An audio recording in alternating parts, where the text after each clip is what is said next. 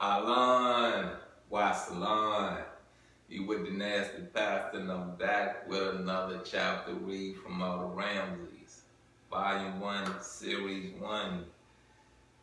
I believe we are entering, or we're about ready to wrap up, finish up. But anyway, we're in chapter 21. And once again, what I mean, I say it to you, our history is here. Our culture is here. The beginning of time really displays a group of chosen gods and goddesses that fail. When I say they fail, it's not so much they fell out of heaven. Honestly speaking, they fail whom we pray to. You get what I'm saying? They fail whom we pray to. Fail. To have that power, to have that understanding of life, and to land on a rock where that you have to forge this. You have to forge this from nothing. Nothing. The only thing that is available to you is the resources of being able to eat. You get me? To eat. The resources to be able to have a shelter, which is a cave. You get what I'm saying? Which is a cave if you're not a builder. If you don't have that building instinct in you, then you go find you a cave and you go sleep in that. Or you just what? You sleeping out naked in the wild where it can rain, storm, hail, sleet, snow.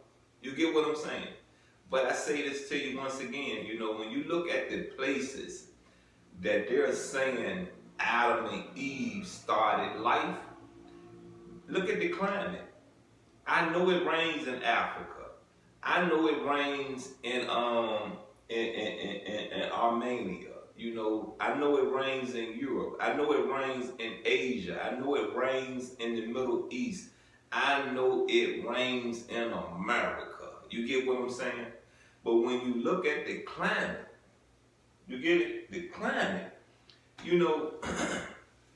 I once told a buddy of mine, an associate of mine, man, if you was going back to the naval ship in Hawaii, take me with you.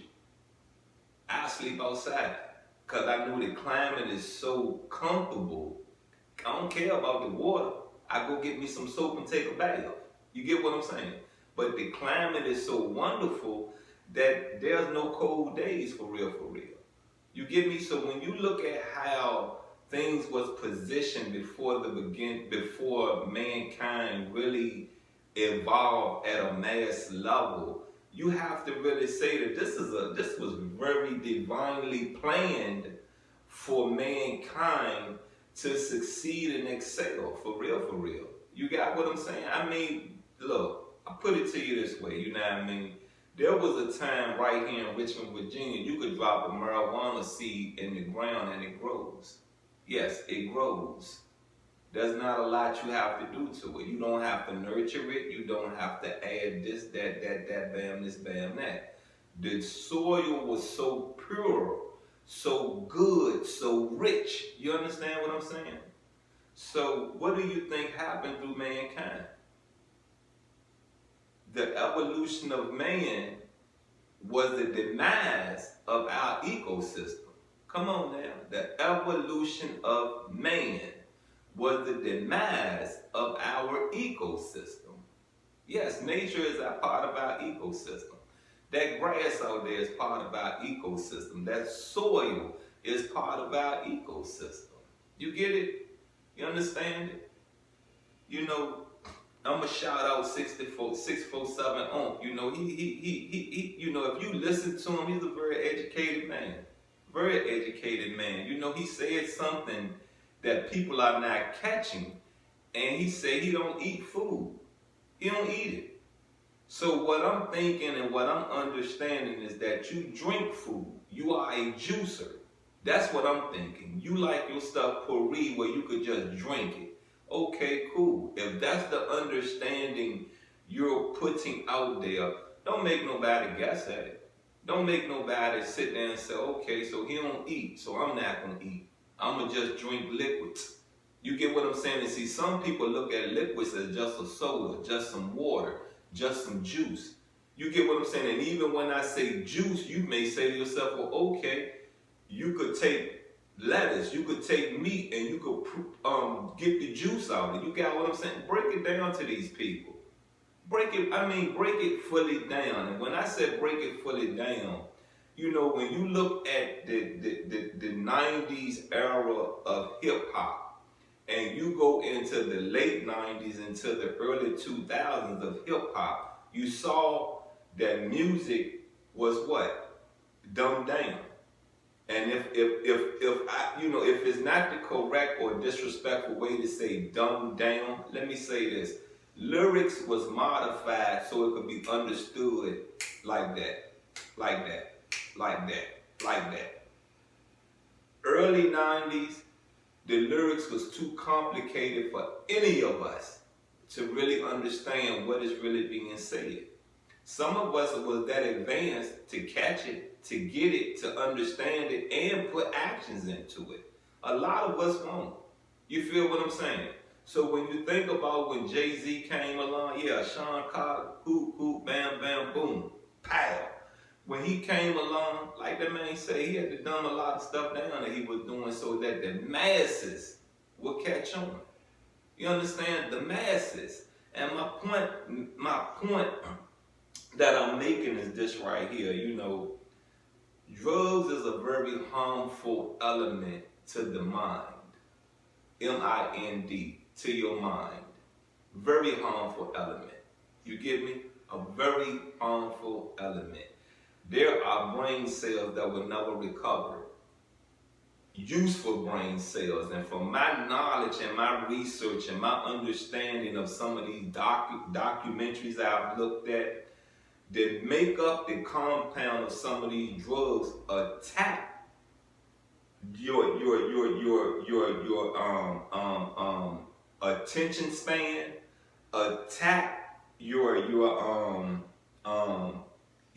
what is it? I know the word I want to use, but it's on the tip of my tongue and I can't get at it. But everything you need to think, to be able to process, to be able to comprehend, process and comprehend the same thing.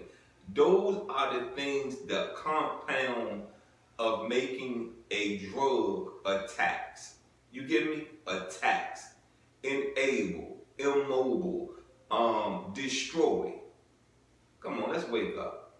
We owe whom we pray to more than what we have showed. If we have kids, we owe them more than what we have showed them. A lot more. You get me? We say we love our babies. Why do we use drugs and continuously use drugs after our kids are born? Why do we? Why? We're not giving them the best chance of life that we should give them. We're not. We're really not. They're coming out the womb damaged. You understand me? Damaged. And we sit back and we say, what is wrong with this child? I'm nothing like that. What is wrong with this child? I'm nothing like that. Yeah, you're just like that. That is what you produce. That is what came out of you. Take time. Have some patience. Let them talk. Let them get the full understanding of life, from the good, from the bad. You get what I'm saying? See, some people tell you out here, don't speak of this, don't speak of that, because then your kids are going to go into their life because they're what? Curious, and you know, they're very curious about this and that. But if you sit down and you explain to your kids for real, this may be the end of how this ends. This may be the uprise of how this goes. You understand me? You get it? Hopefully the foundation is so concrete and so not perfect, but strong, where that even if they venture off into the wrong parts of life, there's going to be a wake-up call, a recognizable moment that you, not so much displayed, you have taught, you have given concern into their life to educate them about that same moment you went through, that they're going to say to themselves, you know something, this is deja vu, and I'm not going to do this. Nah, let me pull back. Anywho, you know, you're with the nasty pastor. We're not going to take too much time into this intro. We're going to get into chapter 20 of Ramses, the Son of Light, Volume 1, Series 1. And it starts this way. He couldn't believe his eyes. One recruit looked familiar, a head or more taller than the other runners and far less winded. Prince Ramses, you don't belong here. I want to complete basic training and get my certificate, but you don't need one. All you have to do is, I don't think that's fair. And neither do you. A sheet of papyrus doesn't make a soldier. That's good. Some green tea here. I don't think that's fair, and neither do you. A sheet of papyrus doesn't make a soldier. Caught unawares, backhand twisted the leather band, accentuating the size of his biceps. This is tricky. You're not afraid, are you? Me afraid? Get back. There with the others for 3 interminable days. Hold on. Yeah. 3 interminable days, backhand pushed the men to the other limits of their endurance. 20 made the cut. Ramses was one of them. On the 4th day, they were introduced to weapons, bludgeons, swords, and shields. After a brief explanation of their use, backhand let the young men start sparring. But you see how he had favor? Do you get it? You see how he had favor? You know the teacher is explaining you don't even need no certificate. You good. Cause he's the prince, right? Right? That's not fair. That's not fair at all. You get what I'm saying? But that comes with being a prince. That comes with being an heir to the throne. And it shows me that that's not the way this man wanted that. He did not want it to be given anything. He wanted to work and earn everything that he received. That's a man. You get me? That's a man. You know, I don't like some of the decisions he made because of life now. You get me? Life now. And I just say this to you once again, you know, history repeats itself. It really does. It repeats itself. How many black leaders have we had that have forged a way and made things a little simpler, calmer, and plain to those that don't understand the American black African man or woman? A lot of them have. A lot of them leaders have. And in the end, what did they do? They persecuted them. They crucified them because of the wrong deeds that they was hiding. And that is my point. You don't put that cloth on, that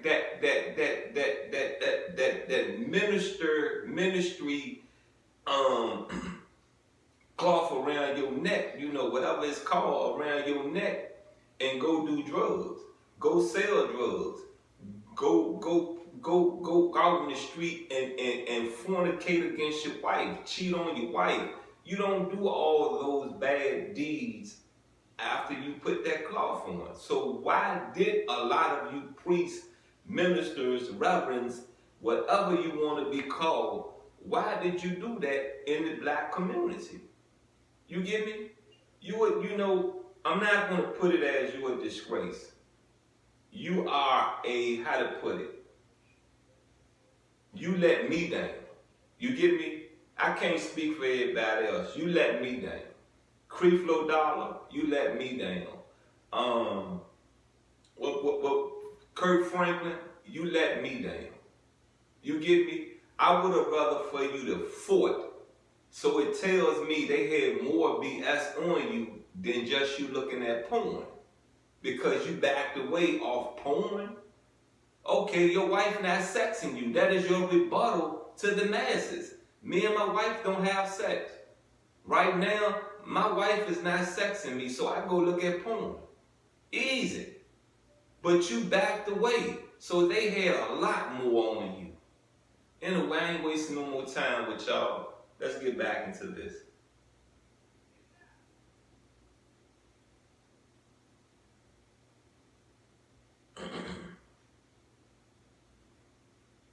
When one of them got his arm hurt, Ramses laid his sword on the ground. The others followed suit. What do you think you're doing? Roared backhand. Get back to work or clear out of here. The recruits did as told. Anyone slow or clumsy was dismissed. Out of the original contingent, only 12 will continue to train as professional soldiers. Ramses was still in the running, his enthusiasm unflagging through the next 10 days of drills. I need an officer, backhand announced on the 11th morning. All but one of the trainers showed equal ability in handling an acacia bow that could shoot an arrow 50 yards in open fire. Pleasantly surprised, backhand produced a much taller bow. Its front reinforced with horn, then placed a copper ingot 150 yards from the archers. Take this bow and pierce the target. Most of them barely managed to bend the bow. Two shot the arrow, but fell far short of the target. Ramses was last in line. Like his fellow recruits, he was allowed 3 tries. Backhand eyed him ironically. A prince should never become a laughing stock. Better archers than you have already failed the test. Intent. Ramses focused on the target until nothing else existed.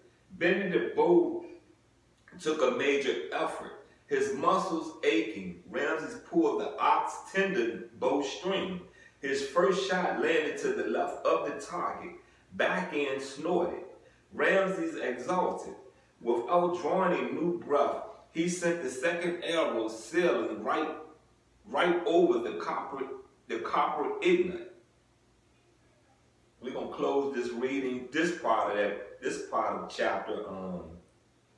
What we on chapter 21? We're gonna close this part of chapter 21 reading out. You know, time. You got what I'm saying? This is all dealing with timing, and we're in chapter 21. Hopefully, we will only have we only have one more part to this chapter 21, and I will, you will get that next week. But my whole point of what I'm making, we all make mistakes. We all bite the bullet. We all play the fool. And I just say this, to be a leader, to be a voice, to be the face of the American, African, Black community. Be more professional in your actions. I don't care if you don't shave. I don't care if you stand up there and say slang. Just make sure the slang that you're presenting is very articulate to the understanding. When I said be professional, I mean it this way. Walk in the light of what you teach, so you are the example.